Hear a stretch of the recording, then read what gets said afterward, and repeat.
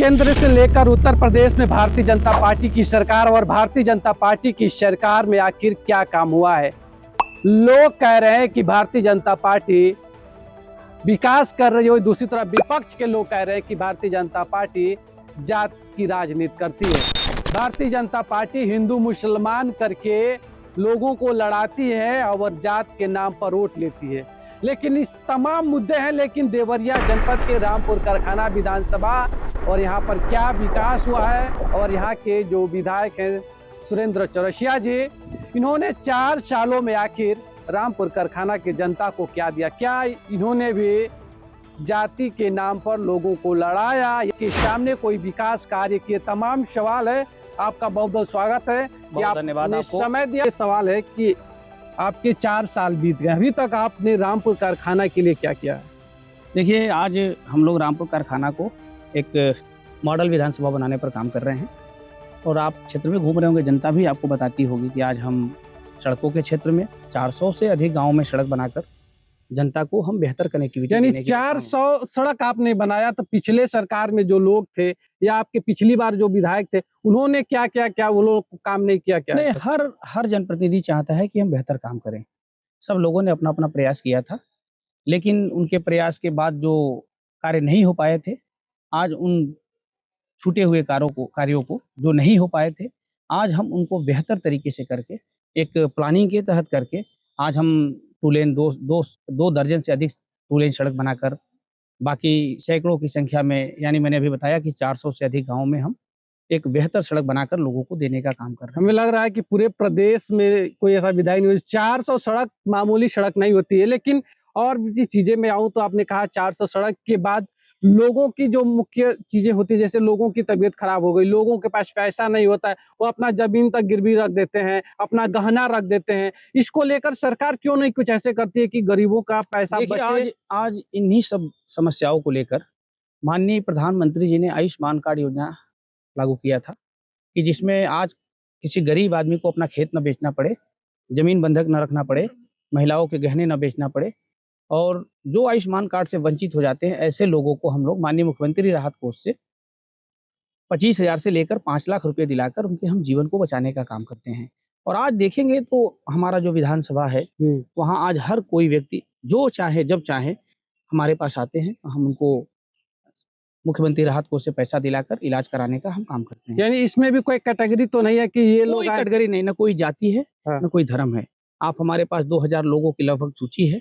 आप देखेंगे तो उन 2000 में काफी बड़े मात्रा में मुसलमान समाज के भी लोग हैं।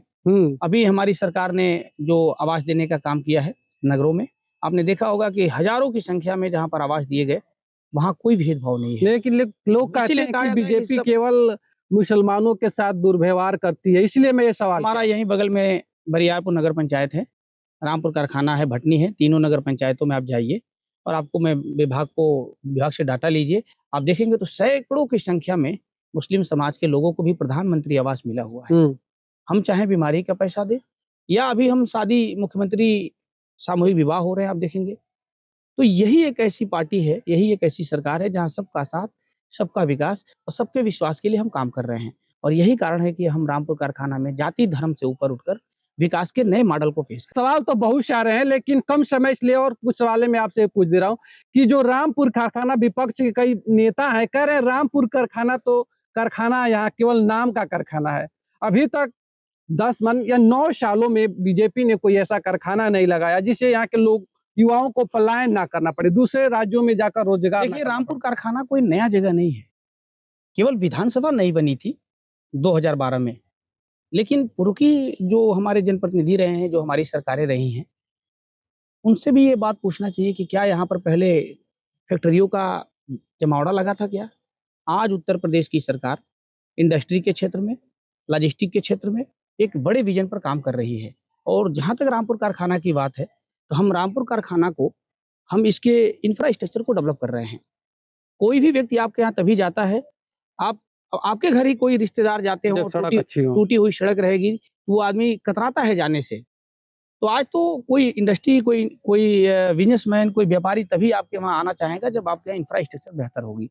और आज पूरे उत्तर प्रदेश, केवल रामपुर कारखाना की बात नहीं है, आज पूरा उत्तर प्रदेश चाहे एक्सप्रेसवे के रूप में, 4 लेन के रूप में, 2 लेन के रूप में, ग्रामीण मार्गों के एकदम बेहतर कनेक्टिविटी के क्षेत्र में हम काम कर रहे हैं। आज हम इंफ्रास्ट्रक्चर डेवलप के बाद हम युवाओं को कैसे स्किल्ड करें, सबसे ज़रूरी है कि हमारा युवा कैसे स्किल्ड होगा, हमारे युवा को हर हाथ को हुनर, हर हाथ को काम कैसे मिलेगा।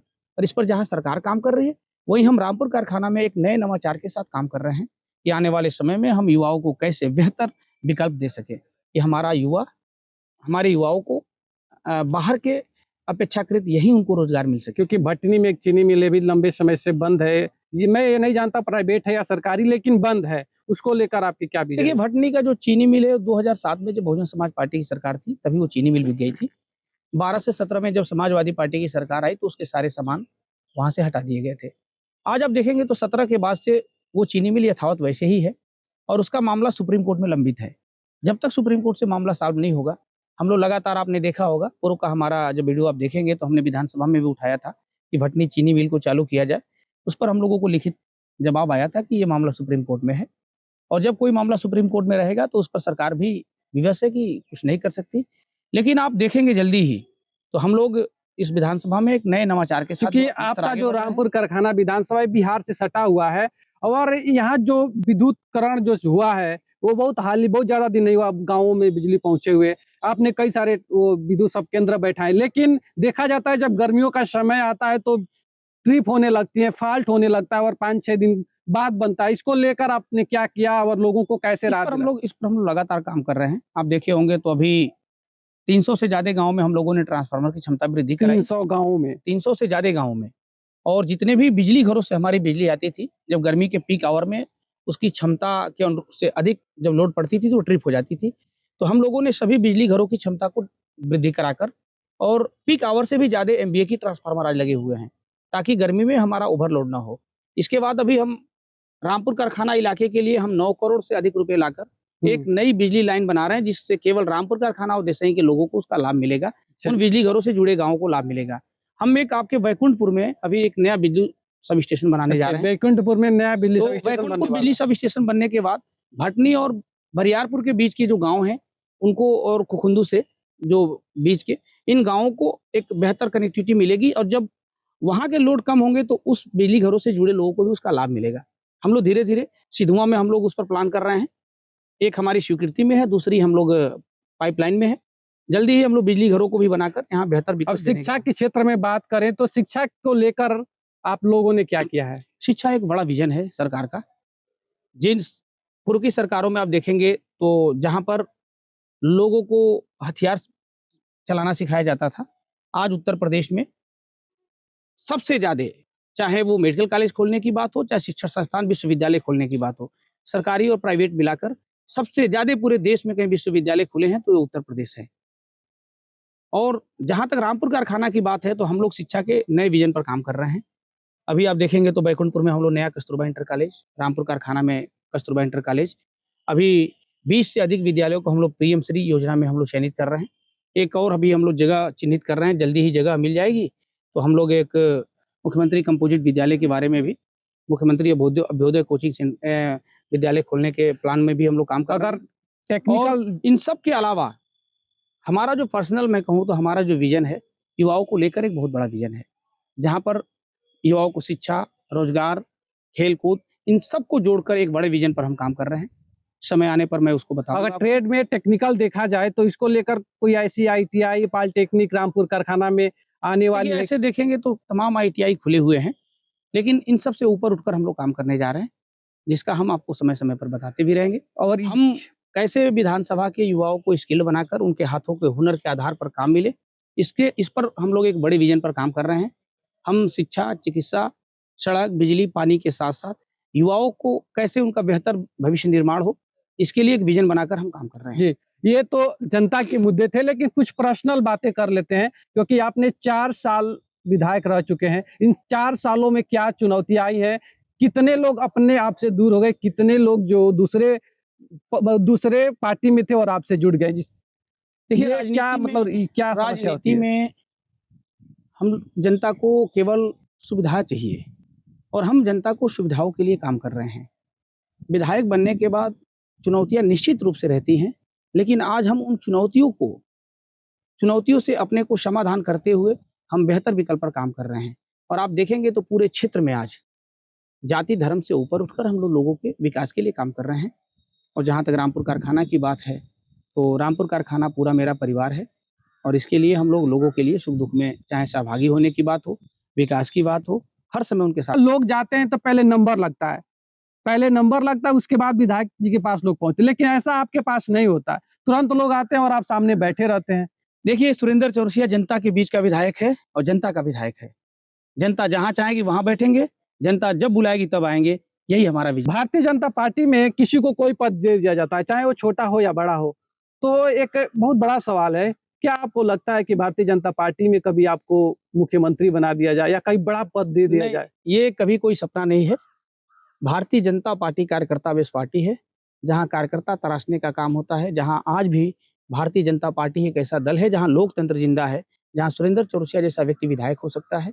और यही कारण है कि आज आप देखेंगे तो चाहे वो मध्य प्रदेश का आप उदाहरण ले लीजिए, राजस्थान का उदाहरण ले लीजिए, चाहे आज हमारे पार्टी के राष्ट्रीय अध्यक्ष जी का उदाहरण ले लीजिए, यहाँ छोटा से छोटा कार्यकर्ता बड़े पद पर जा सकता है। और हम लोग मंत्री और सांसद और आगे बढ़ने की बात नहीं है। आज हम जनता ने विधायक के रूप में मुझे जिम्मेदारी दिया है।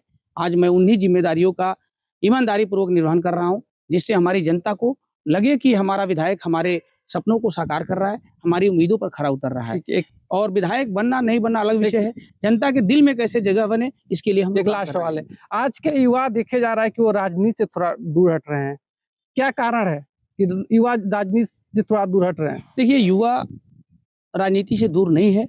युवा अपने स्किल के लिए, अपने शिक्षा के लिए, अपने सब, लेकिन युवा सबसे अच्छी बात है कि युवा राजनीति को बेहतर तरीके से समझ रहा है, जो पहले नहीं हो पाता था। पहले राजनीति में निर्णय हर व्यक्ति नहीं लेता था।